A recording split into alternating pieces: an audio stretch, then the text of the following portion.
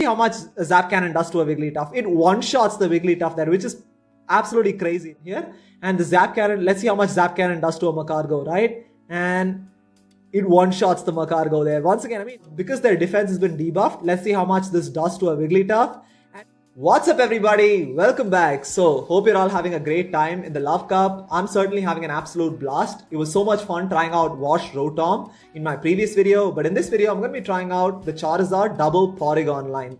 Now, this team is so strong, and both Porygon 2 and Porygon Z are massively underrated in the current meta because there aren't too many rock and steel type Pokemon out there except probably Macargo, Scizor and a Wormadam, which is why Tri-Attack is going to be able to hit for at least neutral across the board. And then of course you have Nuke Moves like Zap Cannon and Solar Beam, right? And Charizard is basically going to provide coverage against the fighters. So overall this team honestly works really well. So please stay tuned till the end because in this video we managed to land some Zap Cannons and Solar Beams and pretty much one-shot a lot of Pokemon, which is so much fun. So let's just get straight into it. Okay, moving on to the first battle here. I'm going to be using Porygon 2 as the safe swap because it's a little more tanky, whereas Porygon Z is more attack weighted, so it works better as a closer. So we have Charizard into a Slowbro. Pretty terrible matchup this. In fact, I lose the lead in most of the battles in the set. So immediately going to save switch into my Porygon 2 here.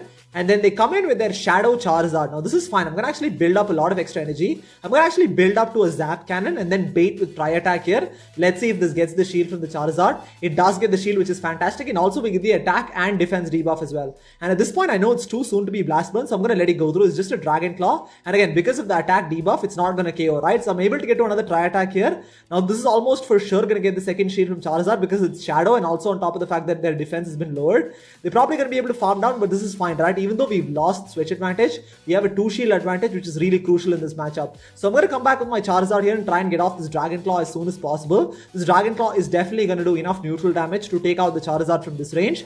And then at this point, they come back with Slowbro, immediately going to switch into my Porygon Z here, and they come in with their Wigglytuff. Now this is fine, right? I'm just going to go straight for the Zap Cannon here, and like I said, Porygon Z has a pretty high attack stat. So let's see how much Zap Cannon does to a Wigglytuff. It one-shots the Wigglytuff there, which is absolutely crazy, right? At this point, I'm going to go for the Tri-Attack because I know I can't get to a Zap Cannon. Now this is going to do enough neutral damage to put it into Dragon Claw range, right? That does so much damage. That did about 50% of Slowbro's health, which is pretty ridiculous once again. So I'm going to come back with Charizard here. And again, we have 2 shields, so I can safely shield this up. And we should be able to get to a Dragon Claw before they can get to another 2 charge moves, right? They're probably going to get to another Ice Beam or something right now. But they're not able to, which is okay because I'm able to get to a Dragon Claw here.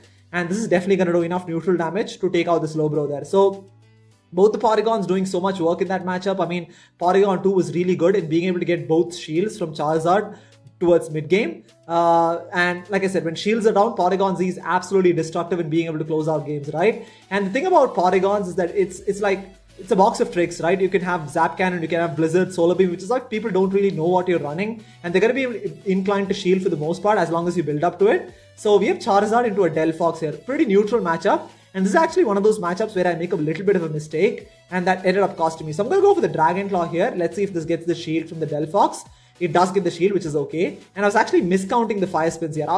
At this point, I assumed that this is just going to be a flame charge because I felt it was too soon to be psychic, but ends up being a psychic and that one-shots my Charizard there. Ideally, typically when you lead with Charizard, you definitely want to be able to switch out of the opening matchup at some point because just in case they have a fighter in the back, you definitely want to have a response to it, right? Because at this point, if they have a fighter in the back, I have no answer to it. So, and another mistake is that I come in with my Porygon Z instead of my Porygon 2 because like I said, Porygon 2 works better as a safe swap and Porygon Z functions better when shields are down, right? As you can see, those fire spins are doing so much damage because of the boosted flame charge.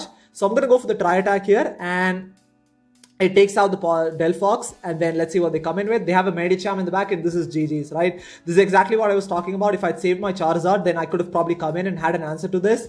But at this point, it's very tough right now because I'm going to shield this up. Probably just going to be, yeah, it is a Psychic. So even then, yeah, I mean, even if it was a Power Punch, I probably should have shielded that anyways. So I'm going to go for a Tri-Attack here and my only win condition right now is to get an attack debuff. The reason I don't get a defense debuff, beg your pardon. So the reason I don't go for Solar Beam there is because Medicham is extremely tanky and it's not going to one-shot it. So at this point, yeah, I mean, it's pretty much GG's, right? Porygon Z is going to go down to counter there and that's going to, yeah. I think that's definitely one of the mistakes that I made, is that typically if you don't run into a fighter on the lead, you definitely want to be able to switch out, because just in case they have something in the back, then you still have your Charizard to be able to deal with it, right? So I think that was like the only loss of the set. We do make a comeback here and we land some Zap Cannons and Solar Beams as well. So we have Charizard into a Clefable. Pretty positive matchup. They come in with their Slowbro, and I was actually slightly slow to switch into my Porygon 2 here. And I'm just going to go straight for the Tri-Attack because I want to get off this, hopefully get a debuff as soon as possible so that these confusions don't do as much damage. And luckily we get the attack and defense debuff as well, which is great. And I'm going to shield this up because I really want to maintain switch advantage so that I can line up my Charizard against their Clefable. So at this point, I'm going to try and build up to another Tri-Attack here. We do lag a little bit, which is okay. And this Tri-Attack is probably going to get the shield from the Slowbro. And it does get the shield, which is great. And we get another attack and defense debuff as well, right? So these confusions are doing very little damage right now. So I'm going to shield this up as well. And then because I really want to maintain switch advantage, right? I'm going to try and get to this Tri-Attack here. This is either going to get the final shield or take out the Slowbro. Let's see what they decide to do here.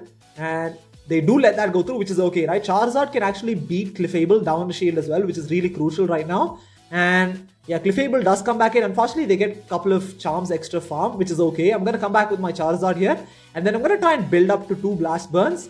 And they do make a switch into their Charizard. Immediately going to switch into my Porygon Z here. And at this point, I'm just going to try and go for the Tri-Attack as soon as possible, because I know they can get to a Blast Burn before I can build up to a Zap Cannon. And let's see how much this does. That did so much damage, right? I mean, look, that did about 60% of Charizard's health. And it's not even a Shadow Charizard. And also, we didn't even get the defense debuff, right? That is like absolutely crazy right there. And I'm going to come back with my Charizard and farm it down. And then at this point, we almost have 2 Blast Burns right now. So I'm just going to go straight for the Blast Burn here. There's no point baiting with Dragon Claw. And it one-shots the Clefable there. I mean, their only win condition there was to call my Dragon Claw shield bait. So that then they could probably shielded the Blast Burn next. But typically in the Charizard versus Charmers matchup, I like to go straight for the Blast Burn, because if they let the Dragon Claw go through, then you're probably going to lose most of those games, right? So anyways, moving into the 4th battle here, we have Charizard into a Macargo. Terrible matchup. Macargo is probably the hardest counter for this entire team. Immediately going to switch into my Porygon here because it double resists fire type moves and single resists rock type moves because of the rock fire typing. And single resists the normal type moves, I should say. So I'm going to go for the Tri-Attack here. They actually come in with their Wigglytuff. And at this point, we get the attack and defense debuff as well. And now I'm going to go straight for the Solar Beam, right? Now, because their defense has been debuffed, let's see how much this does to a Wigglytuff. And it one-shots the Wigglytuff there. That is just so incredible. And also, we win switch advantage, right? Which is really crucial because now I can make sure that my Charizard avoids their Macargo. So I'm going to come back with my Charizard here. And at this point, I'm not going to shield anything because I'm just going to save the shields from the Macargo for Porygon Z, I should say. And yeah, I'm going to let the Dragon Claw go through. But I'm just going to go straight for the Blast Burn right now, even though this is resisted. It's definitely more energy efficient in this matchup. So let's see what they decide. They do shield that, which is great. Immediately going to switch into my Porygon Z here. And once again, Porygon Z with a 2 shield advantage when shields are down on the opponent side is just such a great situation to be in. So I'm going to shield this up. I mean, doesn't matter whatever it is. I mean, Porygon Z can't take any charge moves. So I'm going to go for the Tri-Attack here. And we saw how much damage Tri-Attack did, right? This is probably going to take out the Charizard from this range. As it does that is a lot of damage, right? And then they come back with their Macargo here. This is okay. I mean, I'm going to try and get to the Zap Cannon as soon as possible. Those quick moves are really adding up, but I'm really hoping I can get to a Zap Cannon, right? Again, Macargo doesn't generate energy very quickly, so I should be able to get to a Zap Cannon here. And the Zap Cannon, let's see how much Zap Cannon does to a Macargo, right? And it one-shots the Macargo there. Once again, I mean, Zap Cannon and neutral damage is pretty much going to nuke most things. I mean, it's probably one of the hardest hitting moves in the game. And on top of the fact that you have such a high attack start on Porygon Z, it's such an amazing and fun closer, right? So moving into the final battle here, we have Charizard into an Alomomola. Terrible matchup this. So immediately going to save switch into my Porygon 2 here. And then going to try and get to this Tri-Attack as soon as possible. But they make a switch in their Sunny Cherub. This is fine. I'm going to go for the Tri-Attack here. And I'm really hoping to get an attack and defense debuff so that I don't have to shield any of these weather balls. They do shield that, which is okay, and we get the debuff, which is great, right? That's the beauty about Tri-Attack, is that the chance to get the attack and defense debuff on your opponent is just absolutely crazy. So I'm going to try and build up to another Tri-Attack here, and this is obviously going to do a lot more damage because of the defense debuff onto the Sunny Cherub. And that did about over 50% of Sunny Cherub's health, which is pretty significant. And another charge bomb coming through. Again, I'm not going to shield this, don't really have to because of the debuff. And then we can survive that. And you can see those bullet seeds are doing almost nothing right now. And I should be able to get to another Tri-Attack here. Let's see if this gets the second shield from the Sunny Cherub. And He does get the second shield, which is great. And at this point, Lock On is almost doing as much damage as Bullet Seed is. And they're forced to throw a charge move right now. So I'm going to shield this up, right? I'm hoping that I can Lock On farm it down before we go down by Bullet Seed. Luckily, we're able to take it down. We have a switch advantage. We have a shield advantage and switch advantage as well, which is really crucial. So I'm going to try and go for the Tri Attack as soon as possible here. And unfortunately, we're not able to get it in time, which is okay. Because at this point, I can line up my Porygon Z against their Alomomola. I'm going to build up to a Zap Cannon, and then I'm not going to throw immediately because I'm expecting them to switch, but a charge move is going to come through. I'm going to definitely shield this up. This is probably going to be a Psychic from Alomomola, which it is. And then at this point, yeah, they make a switch into their Vileplume, and this is perfect, right? I mean, we have Charizard, and I'm just going to try and go for this Blast Burn as soon as possible here. I could probably completely farm it down, but I don't want to risk it because Porygon Z wins CMP against Alomomola, and we have a Zap Cannon stored up, right? So they're probably going to farm down, which is okay. It doesn't matter how much energy they get because, yeah, we're going to be able to win CMP there. So I'm going to go for the Dragon Claw. I don't even have to do some chip damage, but it doesn't really matter because a Zap Cannon should take out a full health Alomomola, right? So I'm going to go for the Zap Cannon here. This is absolutely going to destroy this Alomomola and then take the win for us there. So, I mean, finishing off in style there, Porygon Z once again absolutely coming in super clutch towards endgame. I could have gone 5-0 if I'd played the second game better. But yeah, that's one of the learnings with this team comp is that you definitely want to make sure that as you get the fighter out of the way so that Porygon Z has a pretty clear path to sweep endgame, right? So definitely this team was so much fun to use. As you can see, I mean, I definitely recommend trying this team out if you've built a Porygon 2 and a Porygon Z. But overall, definitely a lot of fun as well. So anyways, thank you so much for watching and I'll see you next time.